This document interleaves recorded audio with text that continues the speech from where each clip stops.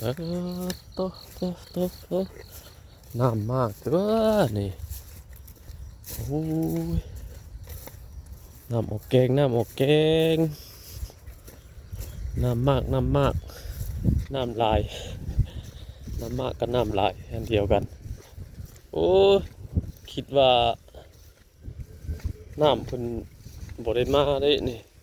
หมู่บ้านนี่หมู่บ้านนี่ก็น้ำมากคือกันเพิ่นว่าแต่ลุงใหญ่บ่ได้อยู่หมู่บ้านนี่ไปหาไปโอ้พุ่นน่ะโต่งข่อยโอ้แม่นใส่ได้แล้วซ้ำนี่เอ้ยโอ้ยโอ้ยโอ้ยโอ้ยเมื่อเอาโต่งก่อนเมื่อเอาโต่งก่อนป๊าดเด้อโอ้ใส่ได้เลยซ้ำนี่นะลงน้ำบ่ดูเหนื่อยออกโอ้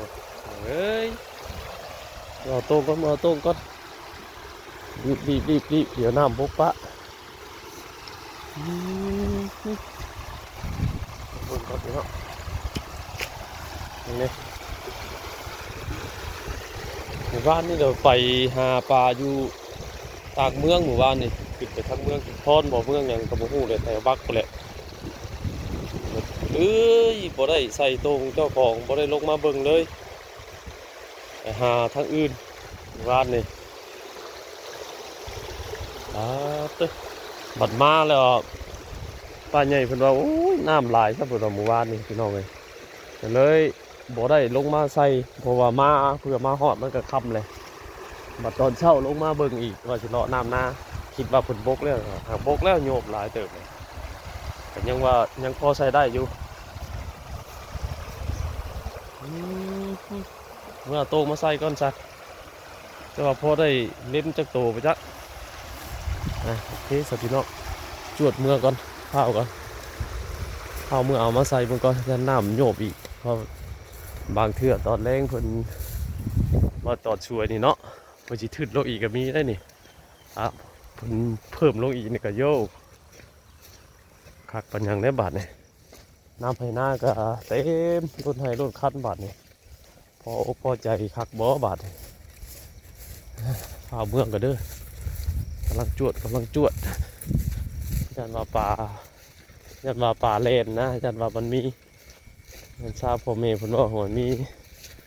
ในน้ำต้องมีป่าได้เพิ่นว่าอยู่ยันว่าเฮาก็บ่เห็นเนาะหมู่บ้านนี่ก็ไปหาไก่อยู่ต่างเมืองหมู่บ้านนี่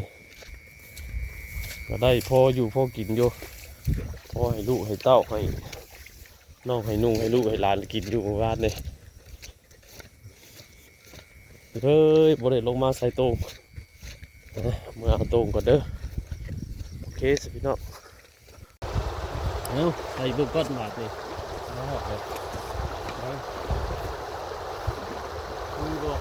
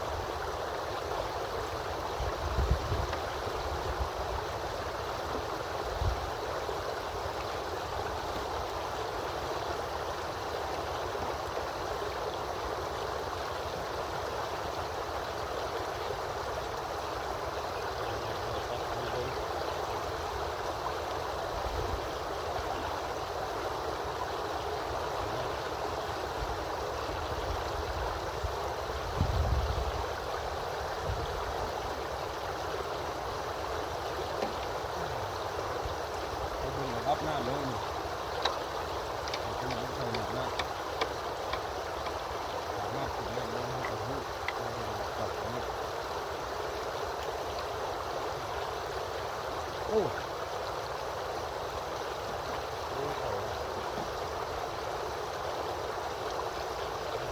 นี่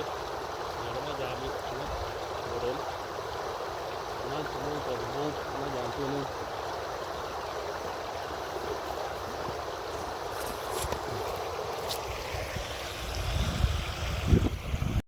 เป็นนั้นว่าสำเร็จ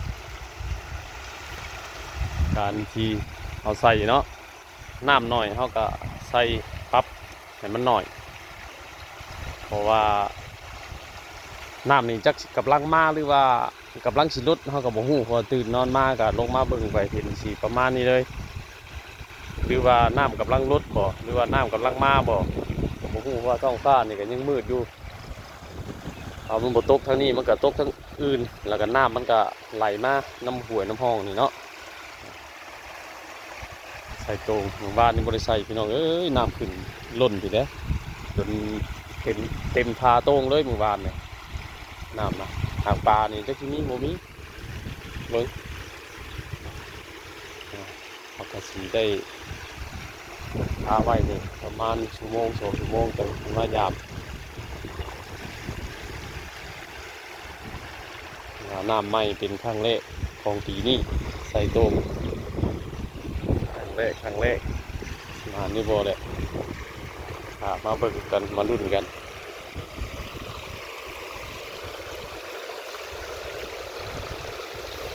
ใส่เป็นสีเรียบร้อย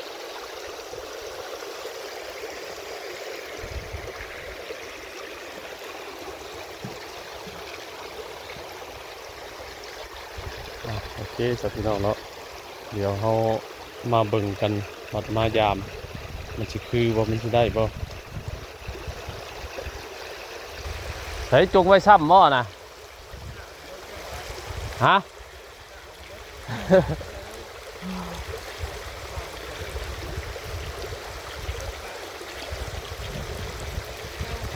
หมอมาใส่เดี๋ยวนี้ได้ หมู่บ้านนี่ไปบักหมู่บ้านดิมากันจนมืดเลยมาจนมืดวานนี่น้ำจนลงเลยฮะมารุ่นกันบั่นปลาไว้ประมาณ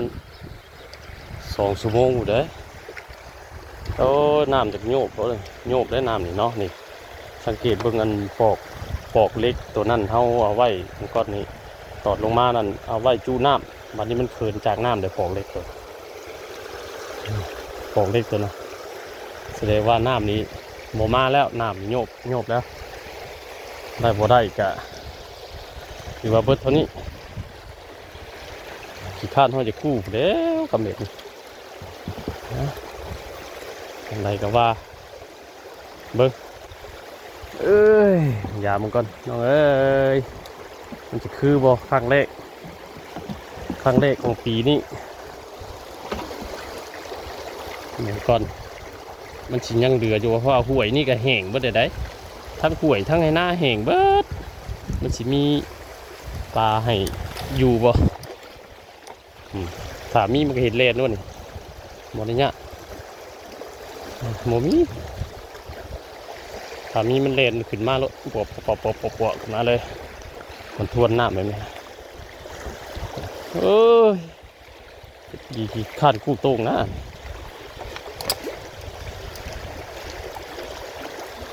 เกิด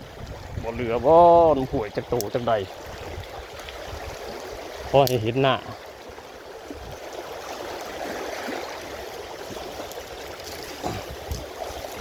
บ่มี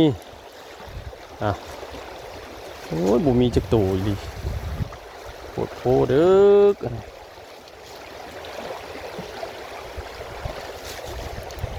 นี่ปลาคาวตัวเดียว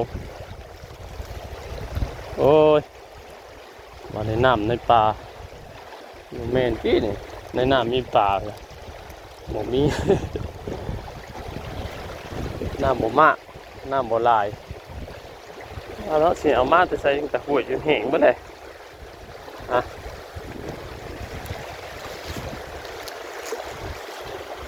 ห่วยแห้งเบิดแล้วเลยบ่เห็นหดป่ามีหดปูหดป่าโอ้พอดีคำบ่ลองกับบ่ฮู้ว่ามันมีหรือบ่มีอันนี้ลองแล้วบัดบ่มี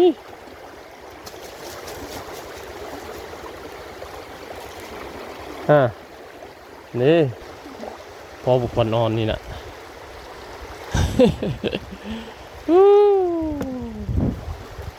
ดูป่าหน้าน้ำนี่ตัวนี้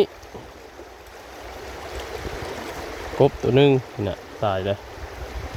นะปลาเชียงอันนี้นะปลากระเดิดแล้วเอาซะพอเป็นควันกับกุ้งนี่ปลากระเดิดอีกก็ได้บ่มีพี่น้องเอ้ยนี่ปลาขาว2 ตัวปลาน้อยๆนี่เนี่ยเอาล้มมือตั้งเทื่อมาอีกมื้อแรงเทื่อได้หมู่เพิ่นเดี๋ยวมื้อแรงก็ได้บ่ได้ก็เป็นกู้ขึ้นแล้วตรงบ่ไหวแล้วยันขโมยขโจรเพิ่นเอาไปรอบนี้บ่ได้ฝนบ่ตกเนาะกุ้งกับตัวใหญ่อยู่ด้วยน่ะฝนบ่ตกตื้มถ้าฝนตกตื้มกับเจ้าว่าสิมีแต่มื้อวานนี่อาจจะมีเด้อมื้อวานเพราะว่าน้ำมันออกแกงไปเลยมื้อวานนี่ข่อยบ่ได้อยู่ซะไปไปหาปลาอยู่ต่างเมืองถึงวานนี่เอาอีกอยู่เมืองหนึ่งเมื่อวานเนี่ยไปบักไปกับพอได้อยู่ทางไหนเอามันนำโมเมนทินเท่าเนาะไปกับมันบดจักมงเอาเราแล้วเขาเคยไปเขาได้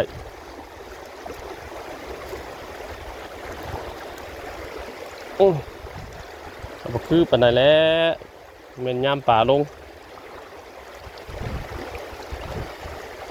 ป่าข้างห่วยกับมันกระบอกข้างเพราะน้ำมันแห้งหมดเลย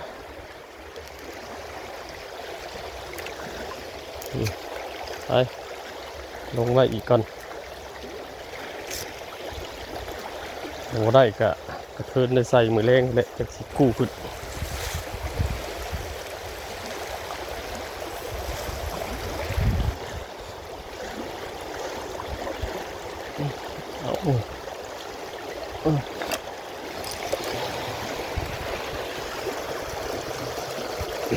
นะนี่ทีนี้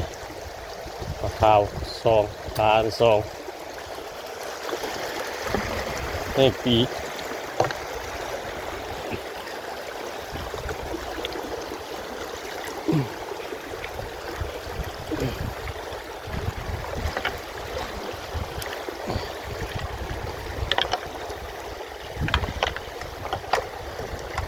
ลักกระซีไปเลย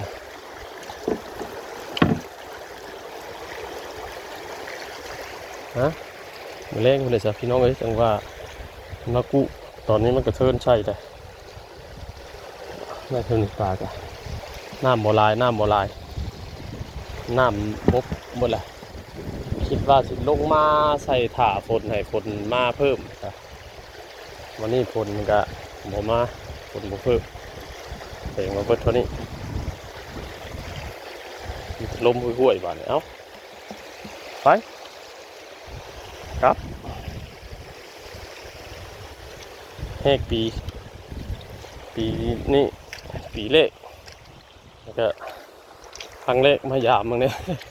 ไอ้2 ตัวน้ำมันกับโบราณเนาะบอกคือมือวานนี่เป็นว่าน้ำลายทำบริยูโอเคสับพี่น้องเนาะได้พบพ่อกันอีกต้องเบิ่งมือเองมายามเบิ่งก่อนเย็ดเปียดบาทนี่มาแล้วไอ้เจ้มาเด้อน้ำมาแล้วพี่น้องเอ้ยปุ่นเอาตรงนี้โอ้ท่วมเข้าค่อยเรียบร้อยมิดจีรีเวทฮอตปลาย ตื่นเช้ามาว่าสิมายามตรงยามต้อนถ่วมเป็นที่เรียบร้อยบ่เห็นฮอดเข่าบ่เห็นฮอดหยังเลยผู้เอ้อสะใจเจ้าแล้วบ่สมใจเจ้าแล้วบ่บาดนี่นี่สังเกตเบิ่งทางมานี่ตอนนี้ก็ท่านได้ท่วมต้นอันหมงที่ว่าให้นี่ปกติมันจะขึ้นมาฮอดพี่ได้นี่นะถ้าเบิ่งสวยจังหน่อยเนาะแต่เก่าคำเพิ่นสิมาอีกตอนนี้น่ะหน้าให้ใหญ่ลูกใหญ่เมนเบิดเลยอันน้ำขาวเปิดๆนี่เรียบร้อยเลยมานี่โอ้ยว่าสิไปยามตรงฮะสิได้ลอยไปแล้ววันนี้ลุยไปเรียบร้อยเลย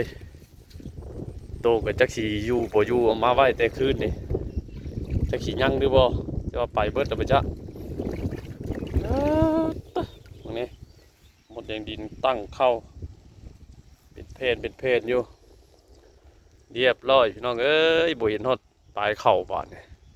มิดจีรีไปฝ้ามาเจ้าหน่อยแถวนี้นั่นไปบ่ได้นี่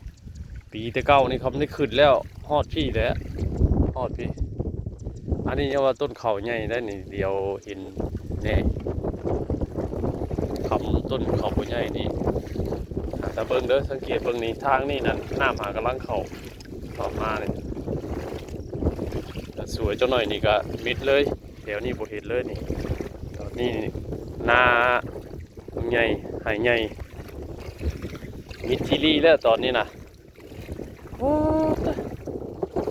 เรียบร้อยไปเบิ่งตรงก่อนพี่น้องกันบัญชีเป็นแต่ยามบ่จนมาซะบ่ได้เลยนี่นะโอเคก่อนซะท่วมเป็นที่เรียบร้อยเด้อบ้านโคกใหญ่เมืองอุทุมพรแขวงสวรรณเขตท่วมเป็นที่เรียบร้อยนี่น้ำมาอันนี้เป็นห้องว่าน้ำมากอันนี้นะน้ำลายน้ำมากกันเลยภาษาลาวเขาก็ห้องน้ำมากหรือว่าน้ำออกเก่งมิดจีรี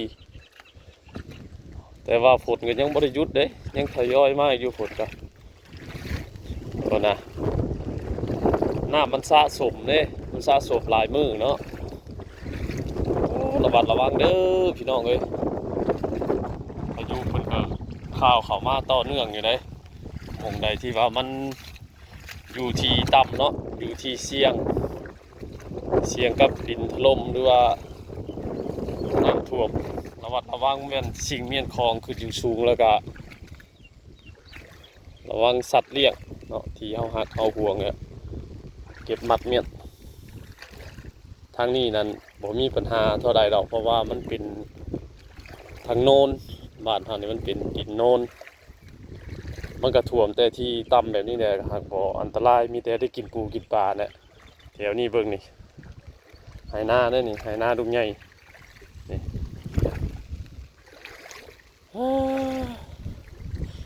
ต้องการร้ายต้องการน้ำเอาเบิ้งบาทเลยเอาให้ชาวนาเอาจะปากจะเว้าเด้อหากได้ยินแว่วๆเลยได้ช่วงนี้นะมีแต่ว่าโอ้ยเป่งน้ำบ่ตกว่าซั่นบางนึงว่าจมอยากได้น้ำบัดเพิ่นมาแล้วว่าเป่งน้ำบ่ตกก็จะเฝ้าเว้าจะปากจะติงพี่น้องเอ้ย ต้องรับสภาพมันไปก่อนเลยบัดมากับแบบนี้แหละนี่แหละเพิ่นว่าธรรมชาติเนาะที่เฮาแต่งบ่เป็นเฮ็ดบ่ได้เวลาอยากได้ก็อยากได้น้ำนะเวลาได้แล้วก็เอาแล้วบาทเนี่ยเป่งบ่ตกว่าซั่นโอ้นี่มีลมมีมาอีกได้นี่เนี่ยมันนี่นะมีหนาวมึงดูนี่ย่างไปยามตรงดีนะที่มันยังเห็นคันเห็นอย่างอยู่นี่มาอีกรอบสองถ้าเบิ่งบ่เห็นเลยแล้วนี่ก็สิไปทางไหนแล้วนี่เป็นที่เรียบร้อยมานี่ไปก็ค่อยไปที่เด้อคักปัญญังบาทนี่สุดยอดบ่สมใจแล้วบ่บาทนี่ว้าวตะโอ้โหมงโมมงแตกคักหลาย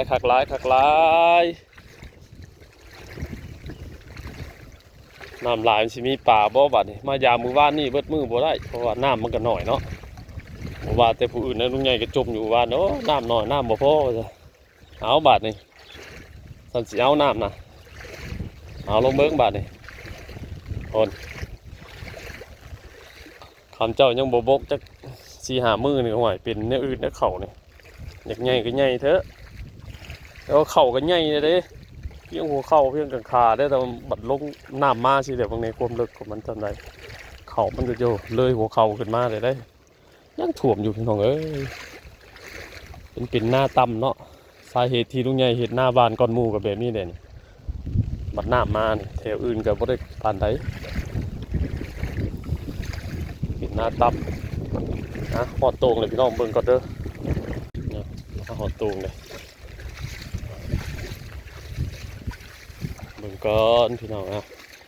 ถ่ายทำธรรมชาติให้พี่น้องเบิ่งเด้อพี่น้องเด้อฝากเป็นกำลังใจเนี่ย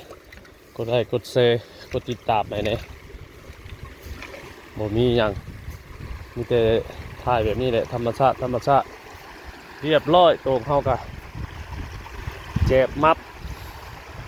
จับมับปูสกงกอยู่คือจะเป็นไหมบ่อันนี้ตายเป็นไหนปัจจุบันผู้เดียวสันเดอร์บัดนี้ป้าใหญ่กับเป็นน้องมันมาป้าเจ้าผู้ขึ้นน้องขึ้นผู้ตายมันปิดเนี่ยได้บัดนี้เลยสิเอาขึ้นได้ผู้เดียวเบิ่งไม้เบิ่งนี่ไม่ชัดๆแบบนี้นะผู้ก้นโตกับจุดผู้หน้าก้นโตผู้ขึ้นเทิงผู้ไม่เข่าปากมันอะไรจ้องกับจิปิวบ่เนี่ยเอามากับมาผู้เดียวนะโอเคก็เชิญพี่น้องกันจัดการครับโอ้ยพักเน่ดีบาทเนี่ยพักเน่โอ้ยสักกันแหน่จ้าผู้เดียว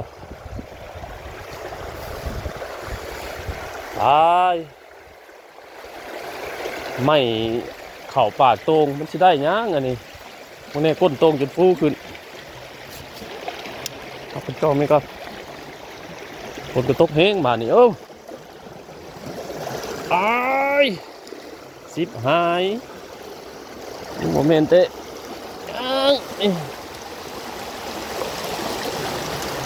หมูมีปูมีปลาแล้วแบบนี้กัดตานเขาใบตานเขา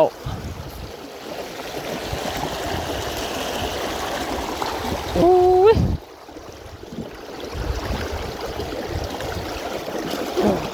เรียบร้อย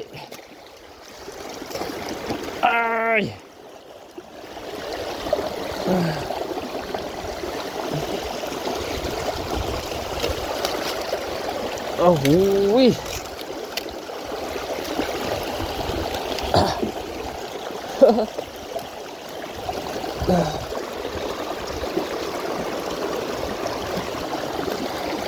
ตาย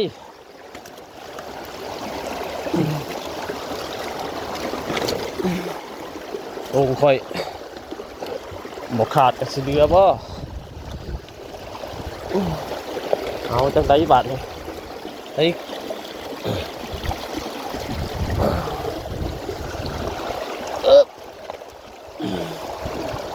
โอ้ยใบตาล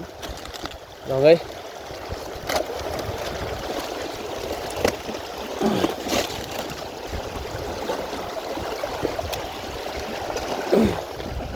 เฮ้ยยังไงบัตรซอยด้วยพี่น้องเอ้ยซอยแน่บ่ได้ทุลักทุเลพี่น้องเอ้ยเอาใบตาลขึ้นคนเดียวนะได้ปลาคอตัวนึงปลาคอกับปลาน้อยก้านตาลเข้ามาบังอันปลาโต้งบาทนี่โอ้เอาขึ้นผู้เดียวโอ้ยง่ายเพื่อจะเอาขึ้นได้เลยบริทายให้พี่น้องเบิ่งชับตอนดึงขึ้นกี่เนาะมารอบหน้าเด้อพี่น้องเด้อติดหนีไว้มารอบหน้าถ้าบ่มีขี้เหงื่อมันยังเข้าไปกินก้านตาลกับสลามเข้าเต็มไปทั้งควบสิเฮ็ดกินนี่นะห้องหาไปกับบ่มีเนี่ยก้านตาลเนี่ยใบตาลกับสลามนี่เข้าไปนะพอลุงใหญ่กลางเมี่ยงก็เต็มคืนนี่มื้อวานนะเอาไว้แต่มื้อวานนี่มื้อคืนก็บ่ได้มายามเพราะว่าน้ำบ่มีนะน้ำบ่มีก็เลยปะว่ามื้อเช้าสิมาเอา บัดฝนตกอีกเมื่อคืนนี่มานี่น้ำท่วมเบิดทีนี่มาเลยใบตาลห่าวนี่ใบตาลนี่มันเข่าเต็มอยู่เลยบ่ได้ฮอดปูฮอดปลาก้นโตงกับโฟขึ้นเทิงคุณบาทนี่โอ้ยอ่านว่าได้ปลาตัวนึงนะตัวนี้ได้สิเมื่อปิ้งกินนั่นตอนเช้านี่ได้ใหญ่เติบปลาคอเนาะก็สิประมาณสับแขนนี่แหละแขนนิดหน่อยแหละตัวนึงเพราะว่ามันปากมันกะฟูเนาะใบตาลมาอัดปากมันบาดนี่เลยหน้ามันแตกออกข้างเบิดโต่งดีนะที่โต่งบ่ขาดที่โต่งบ่ไปเอาขึ้นช่วยสิได้ห้องหาคนแถวนี้กับบ่มีไฟมาบ้าบัดได้ปูได้ปลาได้ทั่วบ่ได้เพลงเด้อยามมาโยกบ่มาน้ำกันเลยโอเคพี่น้องไปครับบาทนี้เดี๋ยวรอบหน้าจะว่ากันไม่ถ้าบ่มีอันใบไม้ไว้ง่าตกงาตาลบ่เข้าไปก็สิเอาสีท้ายให้แบบเวลาเฮายามเฮายกขึ้นมาให้เบิ่งอยู่เนาะว่าบางคนกับเพิ่นสิบ่เคยใช้บ่เคยยามบ่เคยนั่นนะก็อยากเบิ่งเนาะเดี๋ยวสิมารอบหน้าพี่น้องเอ้ยติดนี่เหมือนก่อนรอบนี้บ่ได้ถ่ายฝนก็ตกอยู่บ่ขาดสายนี่ตาเท่าพี่น้ำมันออกพี่อันนี้ใบตาลอยู่เทิงพุ่นเทิงบัดต้นตาลบาดนี่ทั้งลุมบัดลีโต้งโอ้มันโดนลุมเข้ารถเจ้าก็ควบสิเฮ็ดตายรถว่ะโอเคเสร็จพี่น้องเนาะเดี๋ยวรอบหน้าจะว่ากันได้บ่ได้ค่ะมันกลับเป็นน้ำไหม้เดี๋ยวเจ้ามันสิมีปูมีปลาหรือบ่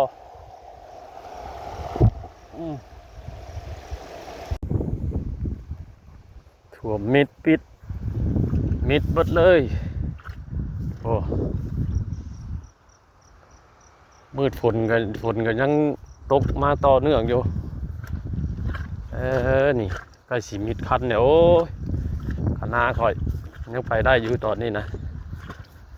เดี๋ยวมาอีกรอบ2มันจะเป็นยังไงเพราะว่าบางแต่ละปีเนาะมันขึ้นก็ขึ้นถ่วมมิดเลยแถวนี้นะ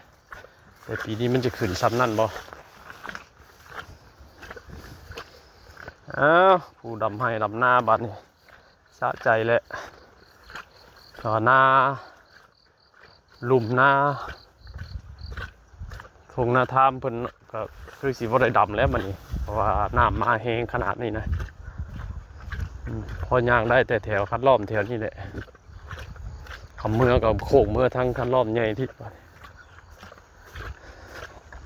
น้ำห่วยมากน้ำปูยาปลากับบ่ได้ในปลาคอตัวนึงน้องพอได้ปีเพราะว่าใบตาลมันเข่าเต็มเบิดเต็มปากโต้งทะลุเข้าไปเลยน้ำจากลำห้วยน้อยเฮาทะลุเข้าไปให้นะ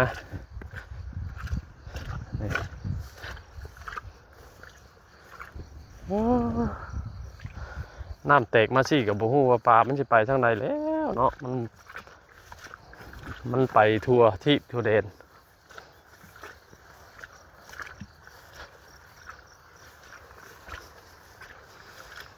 คนก็ยังตกต่อเนื่องอยู่นะลดแล้วคันนี่โอ้ยตัวอันตรายมันเสาะมันพังคันในคันหน้าขาดแล้วตอนนี้ก็ป้านไม้นี่ตัวแดงนี่กับป้านปีกายนี่ฐานเป็นหยาเป็นวิสัยไพ่เน่นี่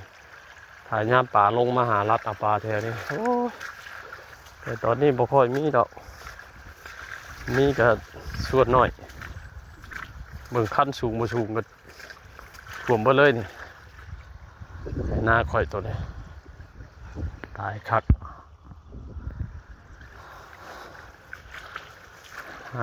สมใจแล้วบาดนี้มาแล้วฝนน้ำก็ได้